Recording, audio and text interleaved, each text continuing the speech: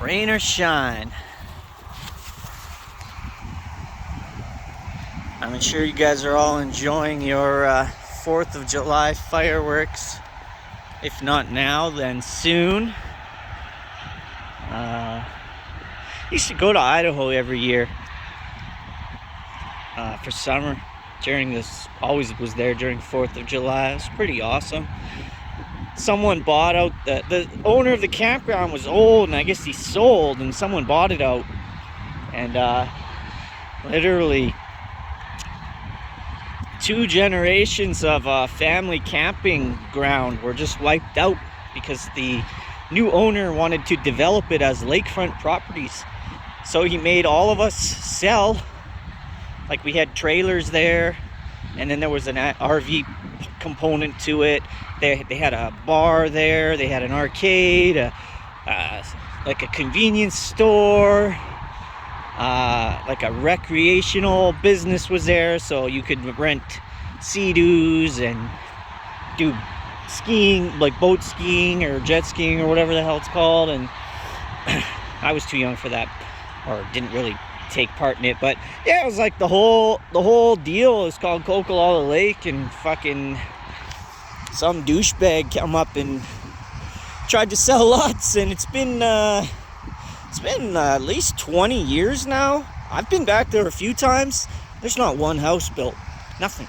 They actually couldn't sell any lots. No one wanted to pay. He was trying to charge like $1 million a lot. Total moron.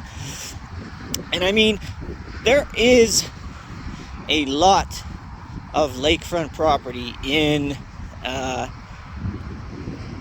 Idaho, and lake houses, and we're talking some are worth 25 mil. So I can understand where the guy's coming from, but I mean, damn, man, if you were looking for an investment, you had a functioning campground and RV park that had literally, like I said, 2 generations of family going there, and now would be the 3rd generation for me and my family because my sister's got kids. You could have made money doing just running it as a business year after year till the end of time, rather than just trying to sell lots, right? So I don't know, it's unfortunate. That's one of my main memories from the US is having our family, my child upbringing and my family vacation spot just robbed from us, pretty much. Very close to Coeur d'Alene and Pend Oreille Lake and all that. If you're not familiar with Coquilala, it's just a nice mountain lake.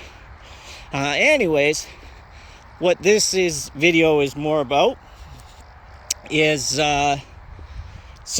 Trump did not make an announcement. The day is not over, but no announcement has been made.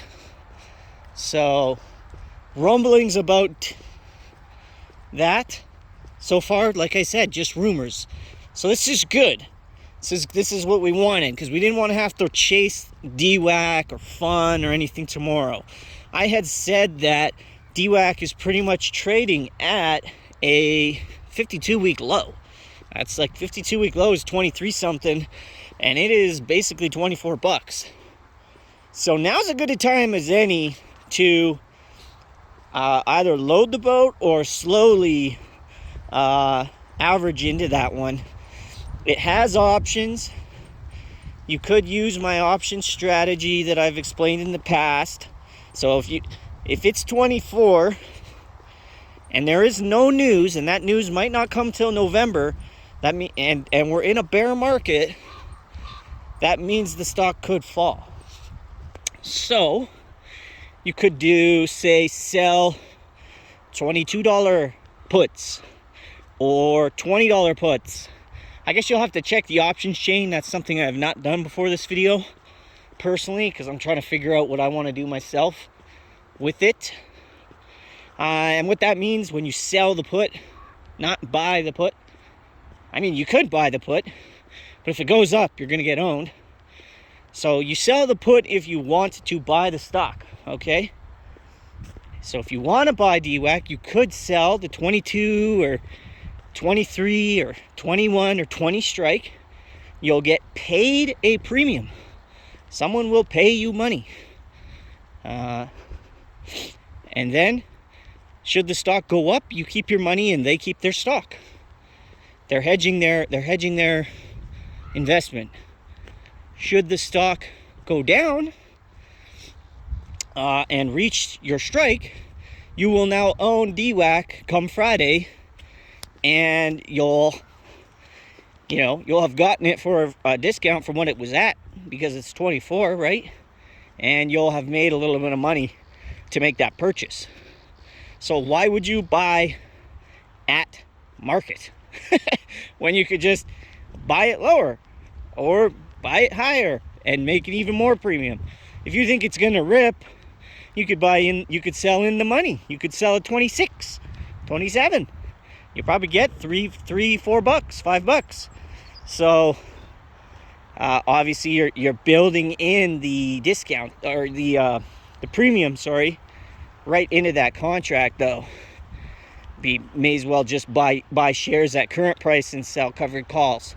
There's a few options there.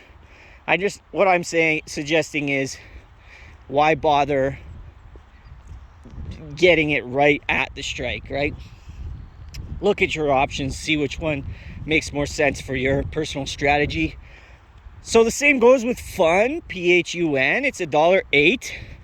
Honestly, I can't see that one going too much lower. Like any stock that is teetering on that $1 mark, it could face delisting. Now, delisting, they warn you, you have 180 days, and then even at the 180 days, you can file for an extension for another 180 days. So in other words, it's a full year. So it's not like you have a full-blown panic. It is a little curious to me why that stock has failed to see any movement on its own, since, like I said, it's a data collection tool, unlike dwac. So it's a little interesting why that one has remained low for so long. You'd think it would have seen some movement, but it is cheap. It's an attractive investment, and I believe that one went all the way up to, I'm trying to think if that was CFVI or if that was phun. It was in the dollars or all the way up to 18, one of the two. So there's room to move on that. CFVI, same thing. Personally, I would only be targeting dwac and phun myself. Oh, little partridge. I guess you're not in any rush. Unless he makes some kind of midnight announcement or something, you shouldn't be in any rush tomorrow, thankfully. But November's fast approaching, and I think he needs to make an announcement by then. So it's something you should look at. Then, that field of roses right there smells amazing. Then, all these are rose bushes too. There.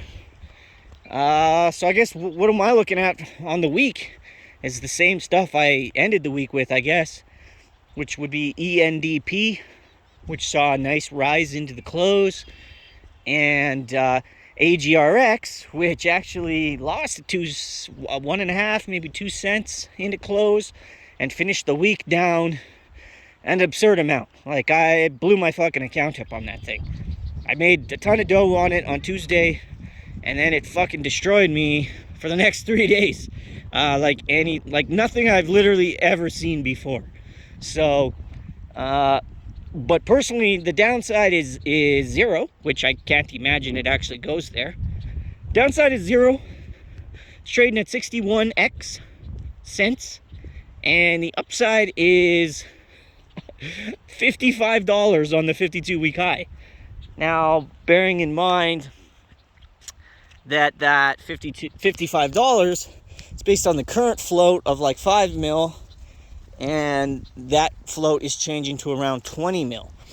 So, but even 55 divide 4, guys, it's like 1250, 25, 50.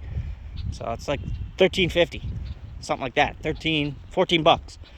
Anyways, and that would be like converting the 52-week high into a 20 million float.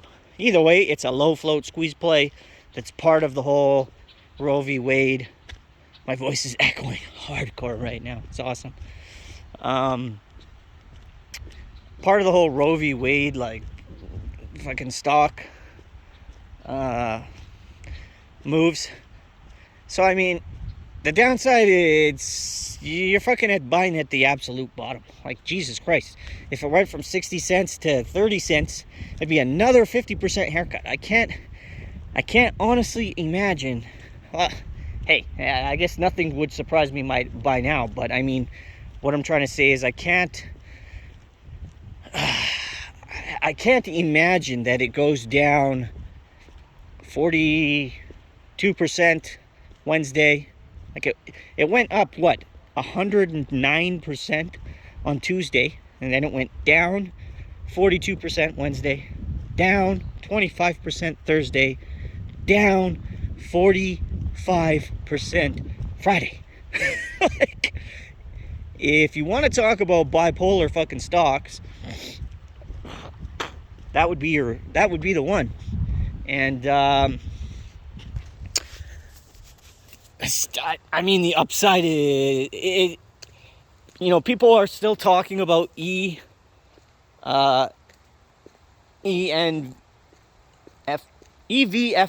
sorry. And I mean, they do have a lot of good news, or they had a lot of good news about patents and things of that nature. Obviously, sales for contraceptives and you know, Plan B and all that stuff have been rising already, like immediately after that decision.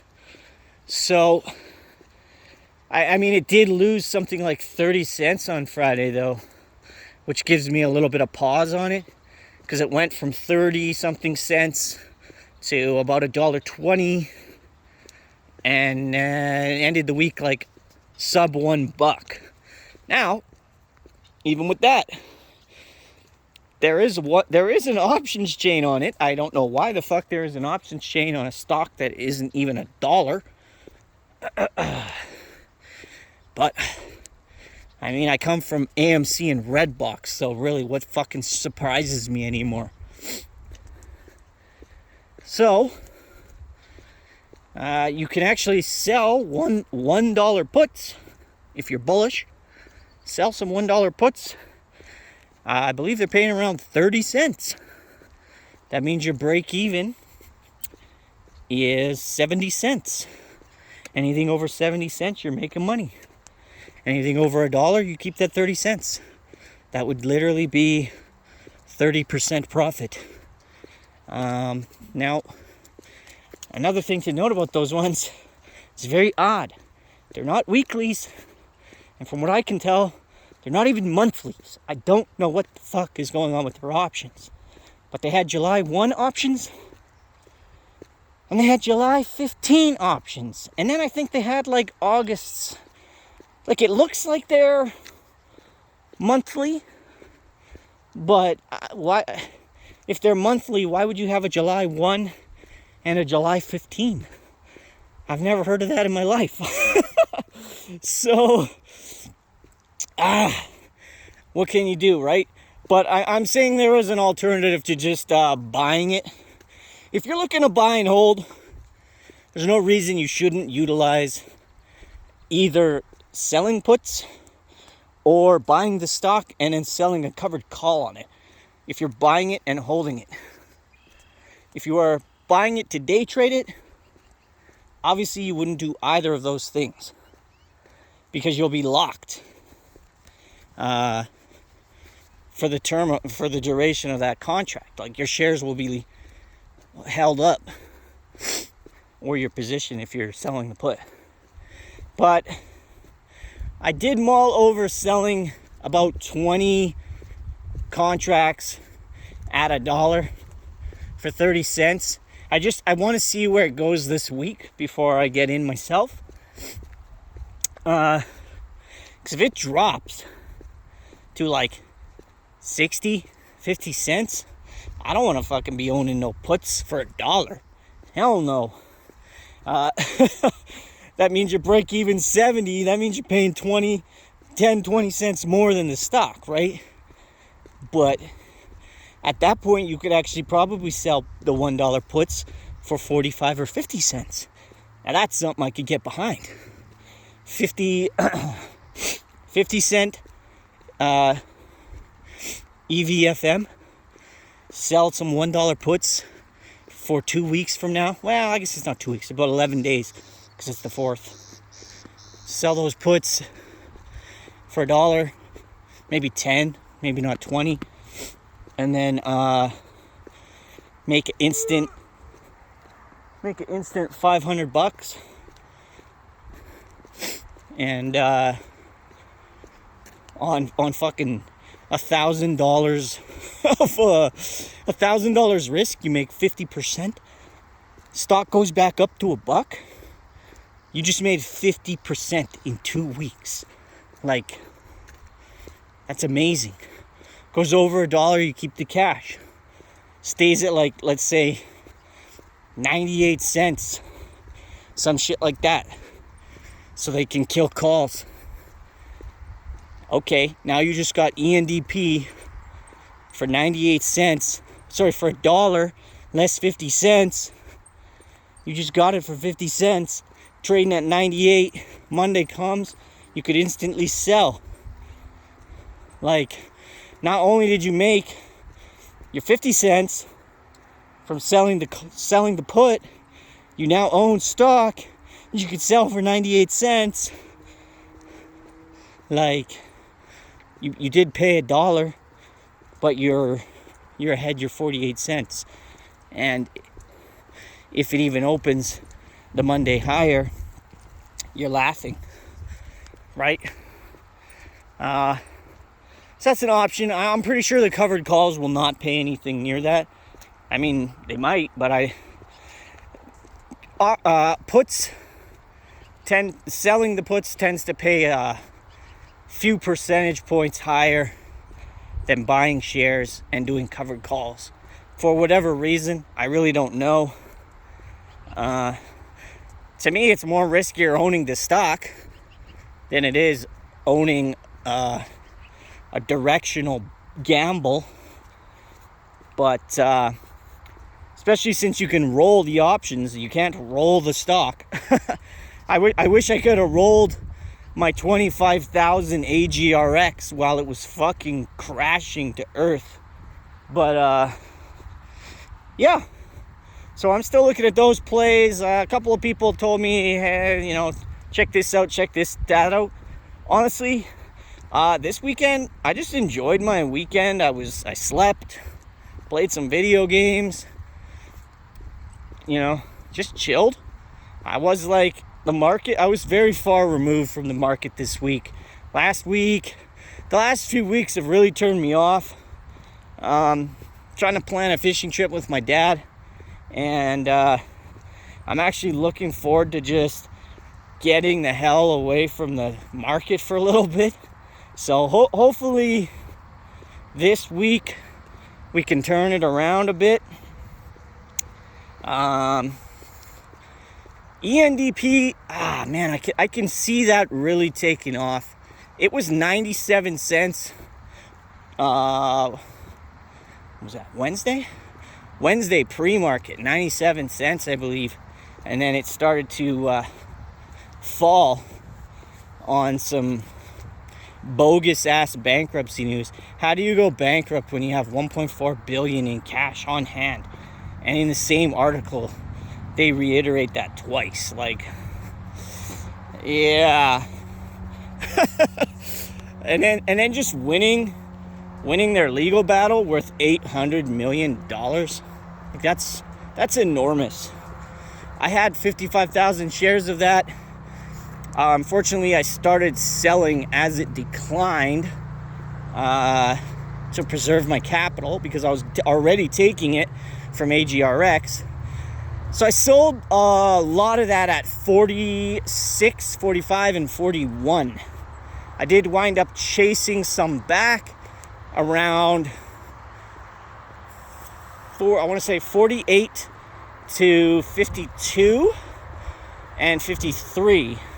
So yeah, I paid a little premium, but I'd rather protect myself on the downside and re-enter a little higher than, you know, watch it go to the, you know, real deep in the red. So yeah, I guess that's just my thoughts. I really didn't have a concrete video plan lined out. I'm sure I mumbled and went on a bunch, and you guys are like, fuck, this is boring video. Low energy, but yeah, it's like, it feels like a Sunday night. I'm like one of the only people out, but goddamn is it nice out. Like, it rained, but it's fucking hot out. Like, it's got to be 18 degrees, 16 degrees, even after the rain, with no sun. Smells amazing. Birds are chirping. Fucking, this is what I love. So, you know, hopefully you guys make some cash this week. I will do my alert in the morning on what is running pre-market, percent and volume, not just one or the other.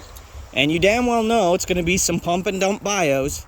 So if you choose to get into those, be ready to pull your gains quick and get out, because they are, and a lot of the times, like if it's up 75% in the pre-market on a gap up, I wouldn't even practically touch that shit unless it takes a significant drop before market open, because those tend to bleed almost right away. Something I've noticed in the 16 years I've been trading. Well, again, I hope you enjoyed your 4th of July. Happy Independence Day. And we will see you guys tomorrow.